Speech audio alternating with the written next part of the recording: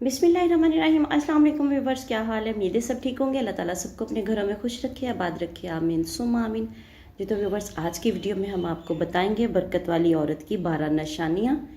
बालों में हमेशा साइड की मांग निकालेगी, अपने घर को साफ़ सुथरा रखेगी, खाना हमेशा दस्तरखान बिछा कर खाएगी, सुबह जल्दी उठने की आदी होगी, हमेशा अपने बालों को बांध कर रखेगी। वीडियो अच्छी लगे तो लाइक एंड शेयर ज़रूर कीजिएगा। चैनल पर नए हैं तो चैनल को सब्सक्राइब करके जाइएगा और साथ में बिल्कुल बेल आइकन को ज़रूर प्रेस कीजिएगा ताकि आने वाली वीडियोस का नोटिफिकेशन आप लोगों तक आसानी से पहुंच सके।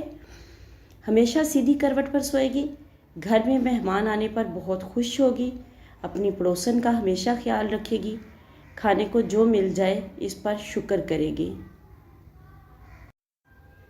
हमेशा सच बोलेगी और झूठ से नफरत करेगी, 5 वक्त की नमाज पढ़ेगी और रोज़ाना कुरान शरीफ की तिलावत करेगी। वीडियो पसंद आने की सूरत में वीडियो को सदका जारिया समझकर शेयर ज़रूर कीजिएगा, इसे लाइक कीजिएगा और चैनल को सब्सक्राइब कीजिएगा। मिलते हैं किसी नेक्स्ट वीडियो में, तब तक के लिए अल्लाह हाफिज़।